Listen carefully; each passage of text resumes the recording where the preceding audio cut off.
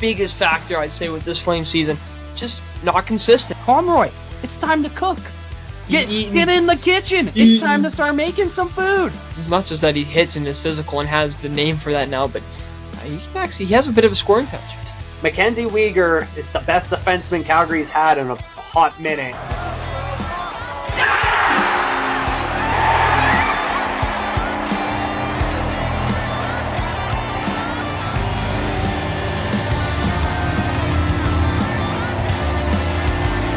Boom! Ladies and gentlemen, welcome back to the Puck and Soft Podcast, where we talk about puck and other stuff. Ladies and gentlemen, it is into the offseason. There's no hockey to be seen. Besides that 3-on-3 stuff, which I have no idea about, but it's pretty entertaining. You got to get that commentator in the NHL, let me tell you. But besides that, nothing's really going on.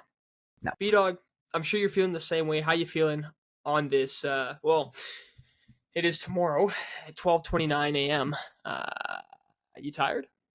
Yeah, I'm pretty tired. I'm not gonna lie, but I first want to say I'm sorry, guys, because you haven't seen us since June. We literally did Stanley Cup recap. We went over the recap of all the losing teams in the playoffs, and then we disappeared for a month. We got busy. I'm not gonna lie, I got a little burnt out. D-Dog got a little burnt out, and I think it was a good just month vacation. We needed to do some fishing. We needed to do some camping. We need more beer. We need another beer. And we needed a chill moment. But guys, it's August. We are officially 2 months out from hockey season. Not even.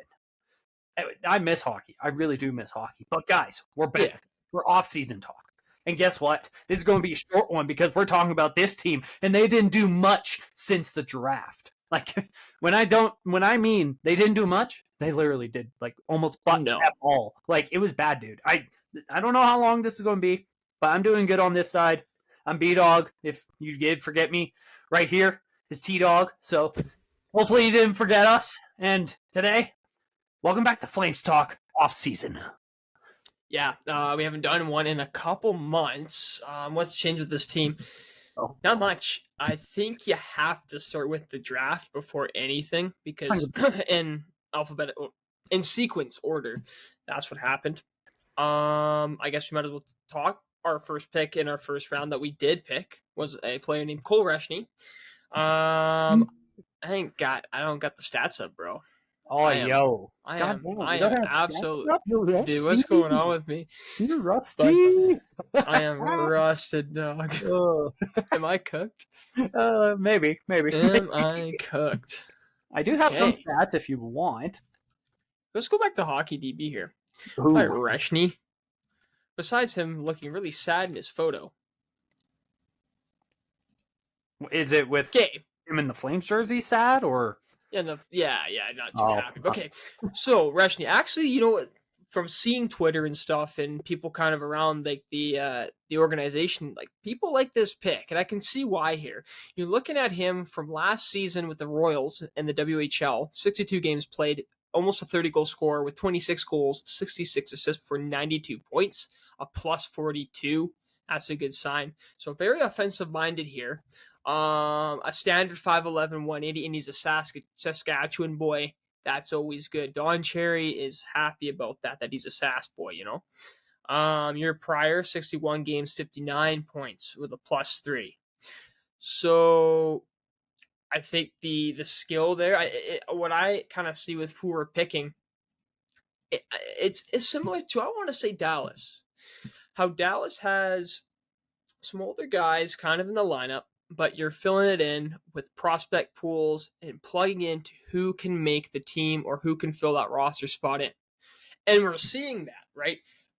Connor Zary coming in, Martin Pospisil coming in, et cetera, taking spots. However, some of these players that do come in don't get to keep their spots. And like what Conrad has been saying, he wants the players to be competitive, fight for your spot.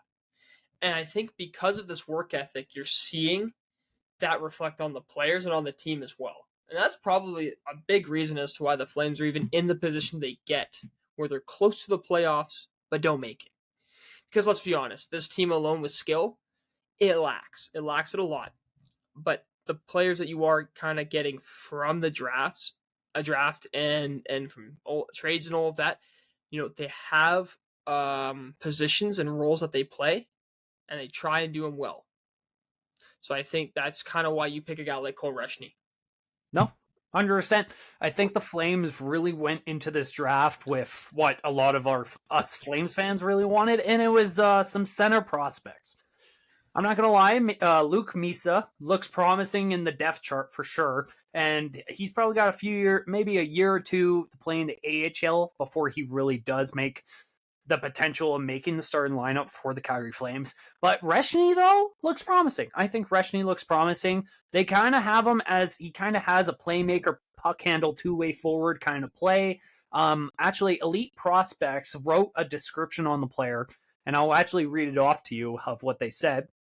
A highly efficient passer in both open ice and down low. Reschny is a constant threat. He spaces the ice well, always positioned to be a link between two teammates and ready to catch fake and pass to the teammate in a scoring position. He's a very strong player like the puck.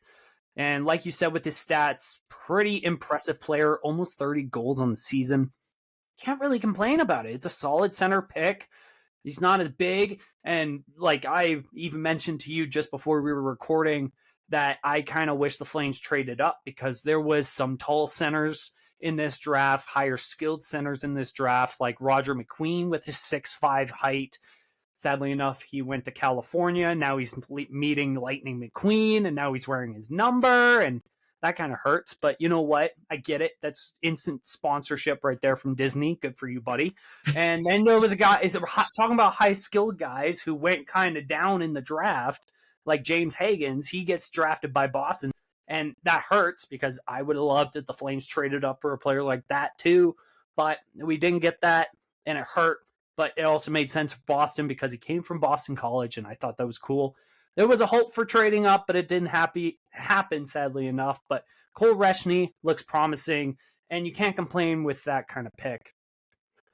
The 18th overall pick goes to Calgary. Yay. And then our other first pick, Cullen Potter. So from Minneapolis, Minnesota, another guy who does not smile in his photos, but was playing at ASU there. 22 points, 13 goals, 9 assists in 35 games with a -1. Do you have the description on him? He's a left shot, 5'10", 172, so a similar height and weight regarding stats to Reschny. Yes, this is very true. And actually, one thing that a lot of scouts did mention about Potter is his skating ability. He has some crazy skating ability as a player type known as a puck handler, a speedster, and also a two-way forward. He has apparently absolute crazy speed, which honestly I think having an elite skater for our team would not hurt right now, because I've even noticed throughout the last few years since the Gaudreau kind of days that our skating ability has gone down and our speed has. It helps now that you have guys like Coronado and Zari in the lineup where they're younger and they can use that speed to their advantage. But the description on Potter here is, at his best, Potter attacks at angles, bending explosive stops and starts, instantly transitioning from forward stride to cut to crossover. So elite skating ability from Potter already. This is all possible due to Potter's deep skating stance, accelerating out of every move, all while linking plays through difficult to read changes in pace. So that just kind of tells you, like, this is a really strong skater with pretty good two-way forward ability from the offensive end to the defensive end, which honestly, as a left winger, potential center, that's looking really good for what I think Calgary needs forward-wise, because like we said, when you really look at the depth chart, Conroy's been really building our defensive prospect pool really good. And I think now I wanted him to transition to building our top 6 forward pool into a stronger one, because if you had to really rank how the Flames prospect pool is, would you say it's top 10? Oh, that's tough, man, because I want to say yes, but the problem is people who, like, you tell this to other people, they might think different. And I think the biggest thing is our prospect pool, because I don't think you can you consider Wolf in your prospect pool? If he's a full starter now? I mean, it's sort of that's kind of hard to say. So different story if he is. Yeah, I'd probably say no because of the fact. I mean, it was his rookie year, and now he's going into his sophomore year. So you technically still say he's in the pipeline for the future because of his age. So yeah, so it would still count. I mean, that is, I think, a bit of a difference in that. But I say that because when you don't have a bona fide superstar in your prospect pool, guaranteed, like Zane Parekh, I think he has potential, but you just don't know that comparative to someone like what a Celebrini was before, right? So I think that's to kind of think of. But I have to say, we have to at least be in the top half of the league. There's no way we aren't. And I say that simply because you look at some teams who are in the battle for the finals or for the Stanley Cup as of now, a lot of them have a lack of prospect pool. I guess to answer your question, top 10, I mean, I think so, but I have a feeling most people are going to probably say, hold your horses there. So if I'm excited. Yeah, you're excited? Okay. Oh, yeah, for sure. No, because so I kind of asked the question because I was kind of looking online of what a few people online think, and they're kind of ranging them in between the top 10 and just outside like top 12. And honestly, I think that's kind of where it's perfectly ranked. Either the Flames are 10th or they're just outside of it at 11th and 12th, I think, because we've built a pretty strong draft prospect pool in the last few years. I mean, Samuel Hunzick has lot to prove. He did prove a lot in last year's preseason that earned him a spot, but sadly that injury kind of caused some problems in the lineup, sadly enough, early in the year, and we haven't really seen him play since. So I'm excited for this next upcoming preseason. Maybe he can come back and step up again. That would be really cool to see. But just overall, like, I'd probably say our strongest prospect right now would be Zane Parekh, obviously enough, and then behind him you could go Greedon, you could go so many different ways with it, but I'd probably say we step right into the top 10. That's why I believe you and I are hoping we kind of take another level to maybe a top 5, top 10 pick again, because we could draft another stud, and then I would think be like, oh, this is guaranteed top 10 prospect pool for the Flames, I would think. I want that, but you know what ownership thinks. So there's kind of that difference. We have to, guys, realize that building a new arena, you want a team that is good by the time you get in that new arena, right? Yeah. So that's what you think. I agree with the idea, right? You keep building until the new arena comes in, then you get competitive. There is, and I think I think with that timeline, you could achieve that timeline. Exactly. I just don't want to have, and this is why I'm actually kind of worried if we ever do take a step in the next 2 years, is you take too early of a step, you have a playoff run for a round or two, and then they make the mistake again of starting to buy players. That's one thing you have to give Conroy credit for. He could have done it this year. He could have just went out and bought, right? He could have sold. He could have went out and got assets to make that playoff push, because, when you look at it, the standings with your eyes, you're like, oh, wow, they're super close, right? They could have made playoffs. Who knows what would happen? But when you see everything around it, you know that if the Flames got in the playoffs, they would have been freaking 5 games. Yeah. There is a difference in that. So there's a skill gap on that. But you have to be excited that the youth are competitive and they can fill in. And that we're probably going to see a couple more people or a couple more players this season come in and take spots. And you're going to be excited about it, just like what Justin Kirkland did this year, right? I almost want to kind of get into some signings, hey? Yep, do it. So kind of looking into this, Adam Klapka gets signed 2 years at $1.25 million cap hit. Like that big boy fits in perfectly for the 13th man. Trident Hunt got a 2-year deal at the $825K mark for the cap hit. Justin Kirkland got himself another deal. Hey. $900K for 1 year. That's awesome. Ivan Prosvetov, someone who could probably give Devin Cooley a run for the money for the backup gig. $950K cap hit for 1 year. Looking at Sam Morton. Morton gets that's another player actually I'm excited to see if he could. I think he's actually in the top, one of our top forward prospects, in my opinion. Morton 775K for 1 year. And then looking at Martin Pospisil. So he gets a contract here too. 3 years worth $2.5 million. There's two more that I want to talk about before that. Any of these names do you want to kind of talk about their signing and see maybe where they plug in? What are your thoughts on these? Actually, you know what? Let's go into the kind of first conversation that I think we should have.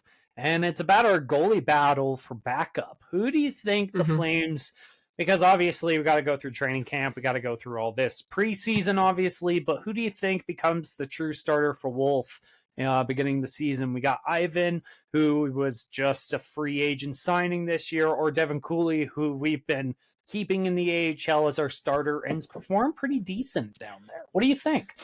I mean, it really just depends on who performs better, right? When it comes to the training camp. So I don't think we will honestly know until training camp happens. My guess, probably Cooley. Cooley probably makes it. I think Cooley put up some decent numbers there. But Prosvetov, of course, has a lot of promise as well. Just kind of stuck in that Colorado system. So, I mean, we'll see. I think, again, more competition, exactly what Conroy's been looking for. People, fighting for spots, really to get the best out of him. So that's my opinion. I think you kind of have to wait for the camp to come up. So, but if you had to choose a guy, it would probably be it would be Cooley. Yeah, I would say Cooley. For you? Okay, fair enough. Well, I'm gonna put on my smart glasses. I'm an intelligent hockey scout reporter for you, and this is what I think of this situation. And you kind of look at Ivan. He's 6'5" goalie. He's 26 years old. Looks very solid. He's kind of jumped from the AHL to the KHL for the last couple seasons. His last year in the NHL was with the Colorado Avalanche, where he played 11 games, put up a 3.16 goals against average and an 8.95 save percentage. Nothing pretty. He was 4-3 in his starts. And then he kind of jumped to the AHL, where he put up a 9.21 save percentage, 2.33 goals against average, 11 for 7, 2. And then he went to KHL for a bit, and he put up a 9.20 save percentage, 2.32 goals against average, and performed pretty well in their playoffs. Sadly losing, but still has decent amount of resume to kind of convince you, like, this was not a bad signing from Conroy. We definitely needed the backup since Vladar went to Philly, sadly enough, but good for him. Hopefully he gets the start in Philly for sure. It would be great to see him. But Devin Cooley in his first season with Calgary in the AHL, 46 games played, 21 wins on the season, and almost a 3.00 goals against average, 2.94, and a save percentage of 905. So honestly, I can understand why you want to give it to Cooley, but I got a feeling Ivan might actually win the goalie battle. I could see Ivan being the starter, or not the starter, sorry, the backup for Calgary eventually. Man, if these guys are starting, good luck. No, fair enough. I mean, hey, but more competition is going to be good for the Wranglers too, right? So you want the Wranglers to be competitive as well.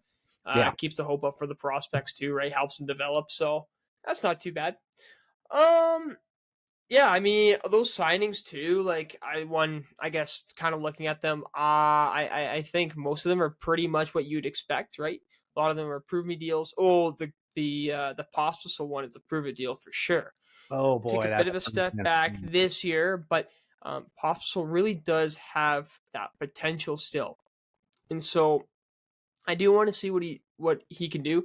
But the thing too is, if you need to trade him as a piece, I think that's a tradable contract, so that could be a benefit on both sides there, or there could be a benefit on both sides. Yeah, I mean, Pospisil this is probably a really good prove it year because, like, I mean, technically he beat out his career high in points with 25 points in 81 games. But at the same time, you kind of looked at Pospisil as a player that could have really jumped up to potentially a 30 or 40 point player, which I think that's what we were really hoping for. But he was kind of like a train wreck, I feel like, this year for Calgary. Like, he wasn't bad by any means, just like he wasn't good by any means, Like, there was no good, no like 50-50, because It felt like my first year watching Pospisil. I kind of saw that power forward that could handle the puck really well and still get a good shot on net to get a goal. But this year, I felt like he was like just running train some days. Some games, he was a running train on the ice that would get dumb penalties. And it kind of killed me with him. So hopefully this prove-it deal kind of gets him back motivated and gets up to potentially a 40-point year. That would be at least great to see from him this year. Yeah, no, I agree with that. I feel like there wasn't too much of a progression there.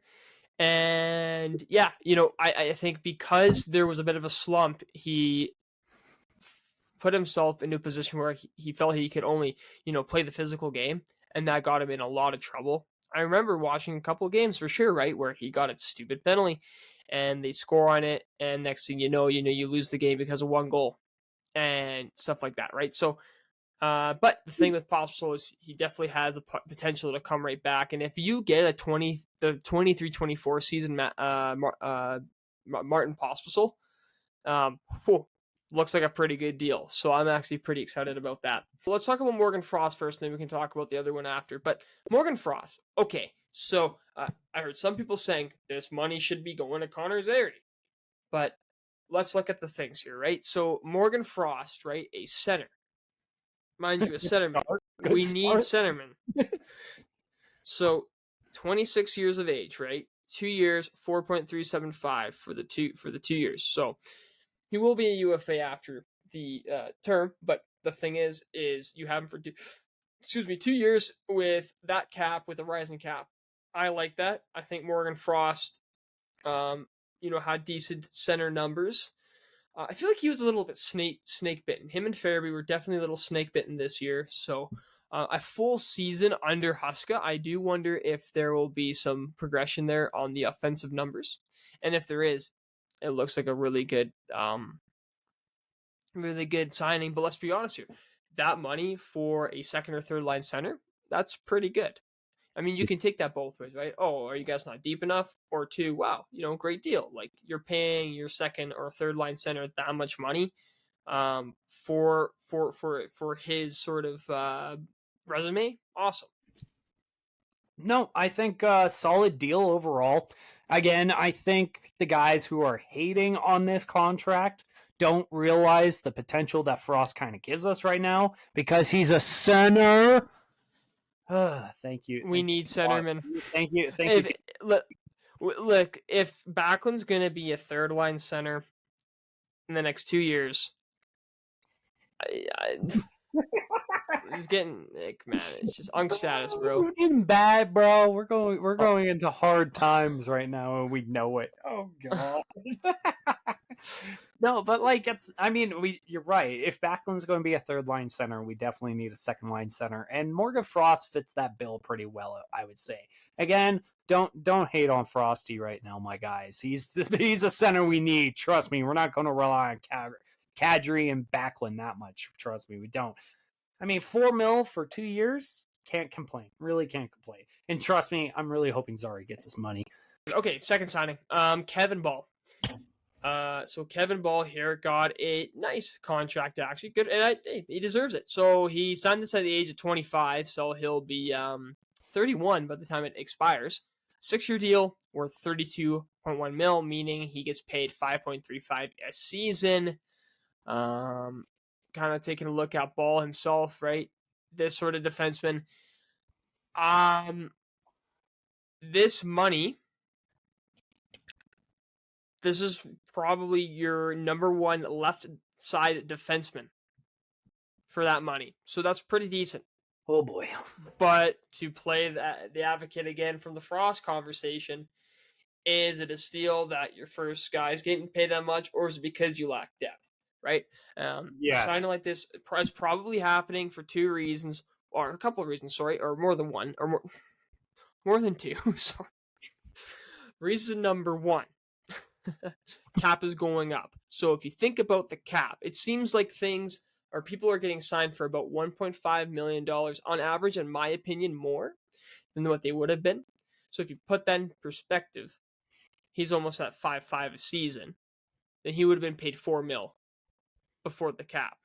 Yeah. So not bad, right? 2. He actually shows promise, young.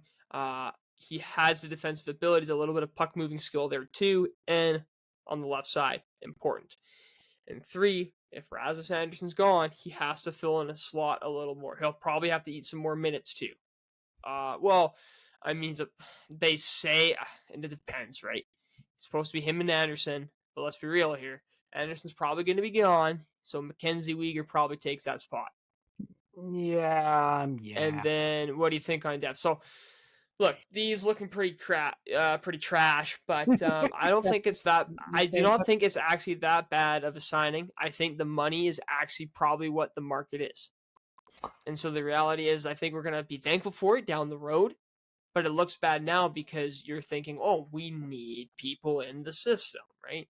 But you kind of have to wait for people like Brstevich and Perek to come in and grow a little bit. So there's a lot to it. Long.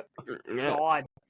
Well, okay. My opinion about Kevin Ball is he kind of had a mediocre year. I mean, at the same time, when you look at his stats, he technically had a career year with Calgary in his whole career in the NHL, 73 games played, 20 points. And that's a career high for him in points. So I understand it feels like a lot of money. It feels like a lot of money for a defenseman. But T-Dog makes a decent point when he's like, okay, in the reality of things, there's a good chance that Anderson is gone in the next couple months. Months. Definitely before the trade deadline. He's probably gone. And you do need another support guy with Weegar there. So, it's nice to think that Kevin Ball would be on this team when Anderson's gone, but it hurts right now because it's like, crap. We're giving out the money to Frost right now. We're giving money out to Kevin Ball. And it's like, crap, we still don't have Zari signed. And I'm freaking out at this point. And we're running. Yeah. I'm not worried because the cap will keep going up the next couple of years in the NHL. But at the same time, it's like, shit, this team will not look good soon either. Like, it's scaring me more and more. But I don't mind the Kevin Ball. I don't mind the Kevin Ball contract. I don't love it by any means, but I don't mind it. I'll deal with it. You know what? Let's just talk about Anderson for a bit. Obviously, there's been tons of rumor trades about him all offseason, but now there's talks that he wants to go just Vegas in his no trade clause. And it's like, we already gave up Hanifin to Vegas. What else can we take from Vegas? I'm running out of first round picks that don't have any goddamn prospects. You got to pick a different team. That's why I'm loving the rumors that Jason Robertson, but that'll never happen because Calgary, right? Well, I know I'm rambling on, but god damn it, I haven't rambled on about this team for a month because I'm sitting there like, this team's running it back. This team's going to try running back the same core basically as we did last year. And that's kind of telling me, are we going back to 16th overall pick next year? Or because if you really think about it, we got Kadri, and those rumors have been kind of crazy because he's like, oh, I'll turn down my no trade clause if it's Montreal or Toronto. And I'm like, okay, Let's do that. But I haven't heard a trade. And then I'm like, crap, we still have this crappy 6-year Huberdeau deal for 10.5. And that's killing us right now. It's like, it's frustrating that we're running it back because there's players that we could trade. We could suck if we wanted to, but no, there's no movement. There's nothing that we can hope for. That's why this offseason kind of felt boring because no one freaking moved. You know what though? My opinion, I'm okay with it being boring. I'm okay that they're running it back. And why I say that, because certain teams, and I feel like 10 years ago, management would have tried to take the positives from this season and try and just buy assets. Lose prospects and stuff to become that sort of, 8th or 7th seed.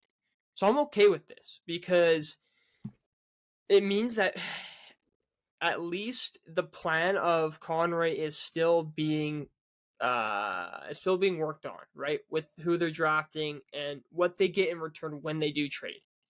Now the thing is with some of these trades, right? It's like, I would like him gone at ASAP too. In my ideal world, I don't care. This team needs to tank for a couple of years, but it won't happen. Look, we have to be honest with ourselves. We see how management is. They will not do it, right? Yeah. So what they're doing to me is with knowing what decisions they'll make anyways, I'm okay with that, which is sounds whatever, but plus two, it's it seems like the returns that you'd be getting for these players seem pretty lackluster. So maybe it's good you hold it out till deadline. See if they have a decent start to the season so that you could get some value during the deadline. But of course, too, right? There's always that leverage that if they know that players want out, then no problem. Then everyone's going to offer less. So we're in a really bad situation. I think what I'm excited for, to be honest, is eventually, for sure, like just getting rid of them, even if it's just like you don't get a crazy return, but just getting rid of them in general, just because you don't have that lingering over, and that the team can just focus on playing the sport again. Maybe I'm like this because I'm just really jealous of what kind of prospect pool Montreal and San Jose have. Oh, for sure. Maybe right? I'm just super jealous. And you see how these teams are progressing. They're exciting, right? Like the Flames are exciting to an extent. I love watching Wolf play. But besides that, it's like, you see a bit of skill from Nazem Kadri every few games, but everything else just feels lackluster. That that this team is not good enough, but they're not terrible enough too. Actually, can I just add a point there? Can I just quickly add a point that the fact that when you're seeing in a game, when you're seeing Dustin Wolf pull incredible saves out of his ass and playing out of his mind that game, that concerns you a little bit in the back of your mind, because that just tells you the defensemen aren't really defending that well. And we're obviously not getting a lot of offensive chances right now because we can't get out of our zone. No. And our goalie's bailing us out. Someone help him. Oh my God, bro. I remember going to that Boston game. God, I wanted to lose my crap. They just want to stat pack Wolves for numbers, man. And I think we should finish off this show with talking about what the hell we're doing with Zari. I'll pass that on right to you. That's the thing is I don't like the negotiations. It seems like that the dollar value is just different. Yeah. I think the terms about the same, but the dollar value is different from the agent or the series party and the team. So, arbitration, why has it not gone? Can it still go? Is there a deadline? I'm trying to think. I believe he could be qualified as RFA, worst case scenario. But what I've heard recently about the talks involving Zari is, at first their term was off. I think Zari wanted longer and Calgary wanted shorter.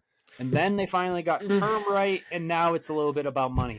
Because I believe Zari wants he probably wants more than 4.5, and Calgary's trying to push more to maybe mid-3s. And we're sitting here talking about money, and I'm like, guys, you have cap space. Don't do this. Are we seriously going to make the same Tkachuk mistake? No, I don't. Or a bridge deal?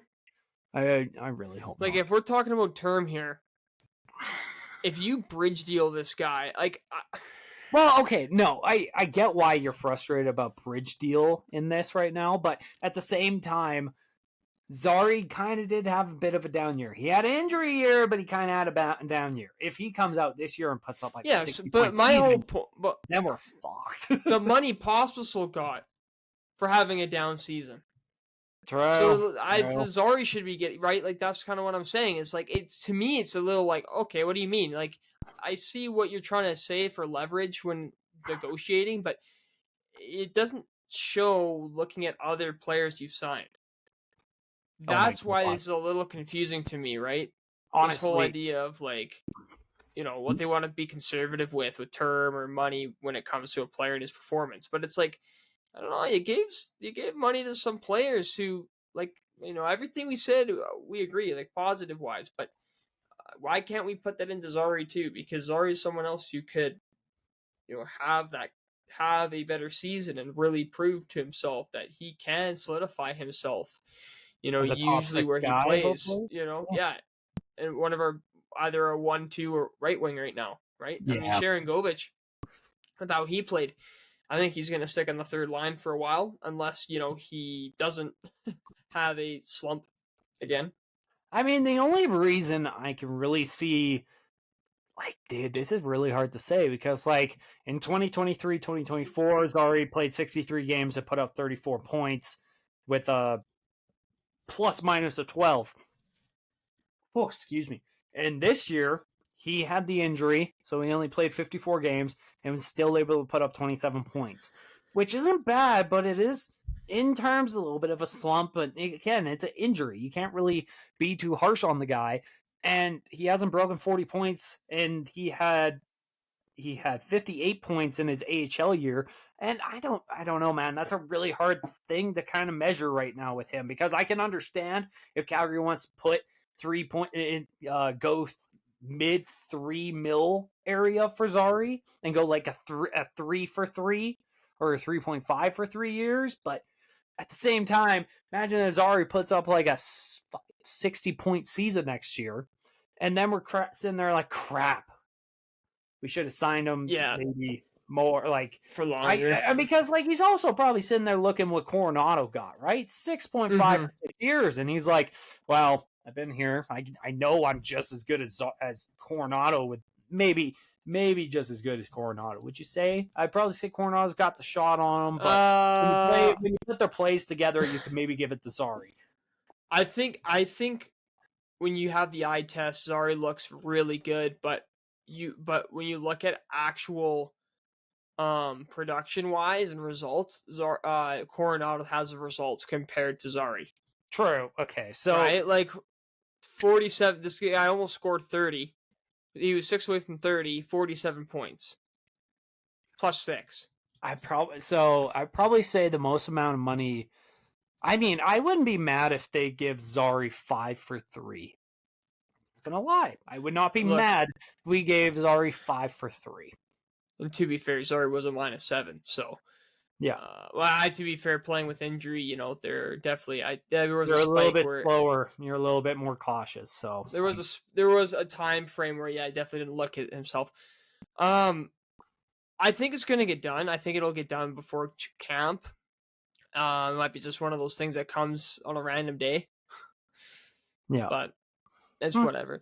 Look, my closing remarks here is simply that with this team, this is all I want to see this season. I just want to see people or players getting put into their positions and finding where they fit on this team.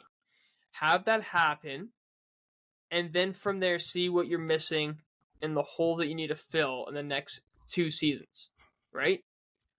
Yeah. Don't tire out Wolf too much, right? Let him play, get his experience, but this team is not going to make the playoffs. This team needs to just find its identity and then from there build upon it. It's not going to happen. But that's what they need to do.